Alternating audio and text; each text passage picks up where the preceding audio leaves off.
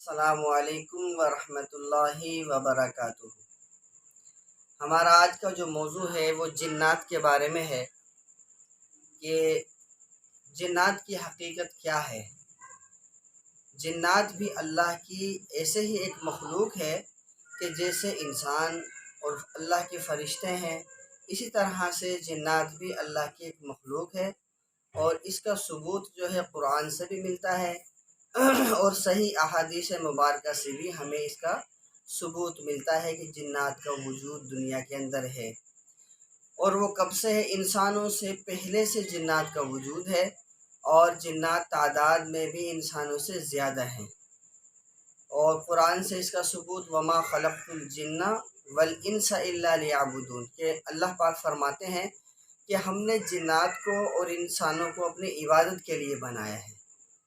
پھر سورہ جن کے اندر اللہ پاک نے جنات کا ذکر فرمایا، اسی طرح سے بہت سارے مقامات پر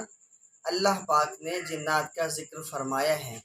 سورہ جن کے اندر اللہ پاک نے فرمایا قُلْ أُوحِيَ إِلَيَّ أَنَّهُ اسْتَمَعَ نَفَرٌ مِّنَ الْجِنِّ فَقَالُوا إِنَّا سَمِعْنَا قُرْآنًا عَجَبًا۔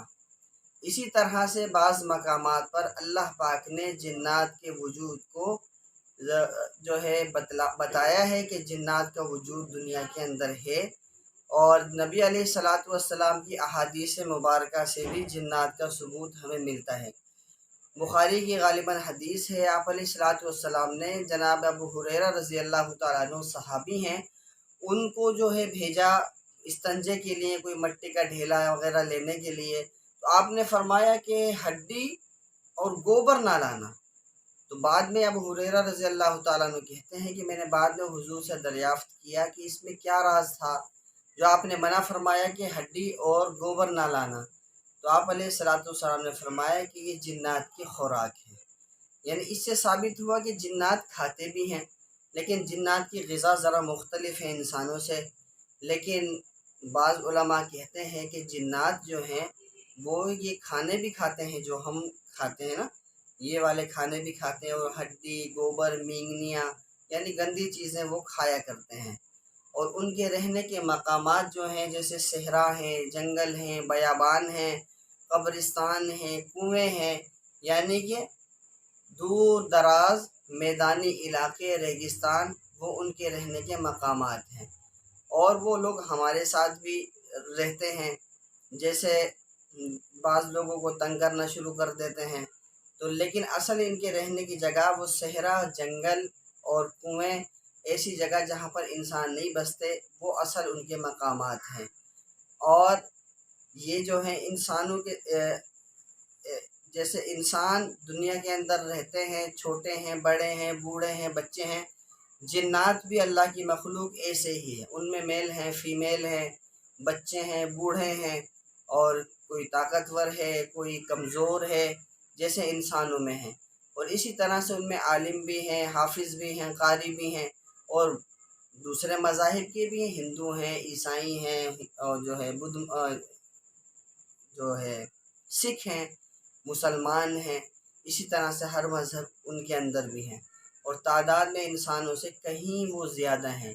اور آپ کو بتاتا چلوں کہ ان کی عمریں بھی انسانوں سے بہت زیادہ ہیں، عمریں بھی ان کی زیادہ ہوتی ہیں۔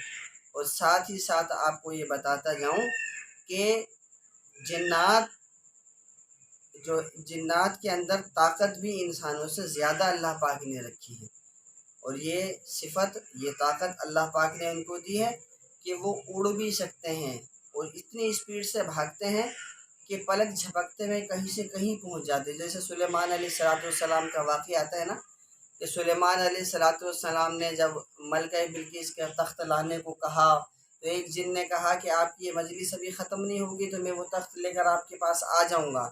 تو دوسرے جن نے کہا کہ میں اتنی دیر میں لے کے آؤں گا، آپ پلک جھپکو گے، یعنی کہ سیکنڈ سے بھی پہلے، یعنی اتنی اسپیڈ میں آسمانوں کی طرف جاتے ہیں اور پھر واپس آتے ہیں، کہ اللہ پاک نے ان کو طاقت دی ہے۔ دوسرا یہ کہ وہ نظر نہیں آتے،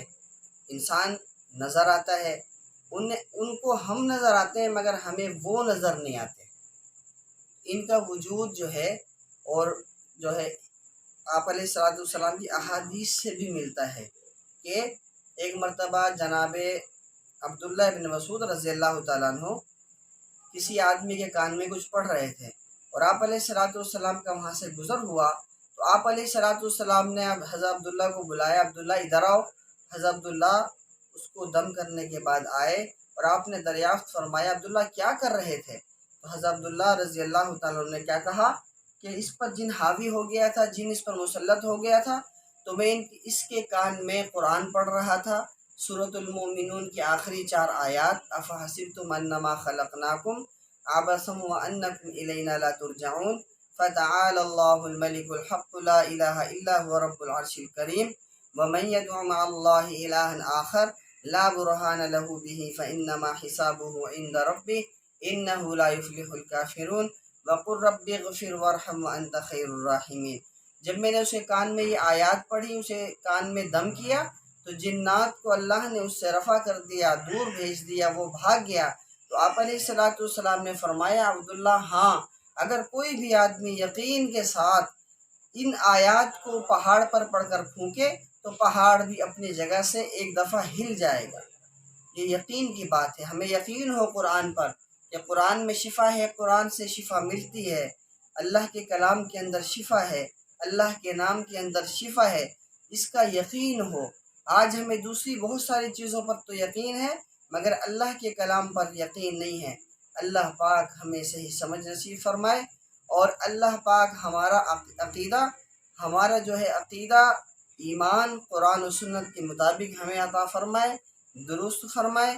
اور اسی طرح سے ہمیں دین میں استقامت نصیب فرمائے۔ وآخر دعوانا ان الحمد للہ رب العالمین۔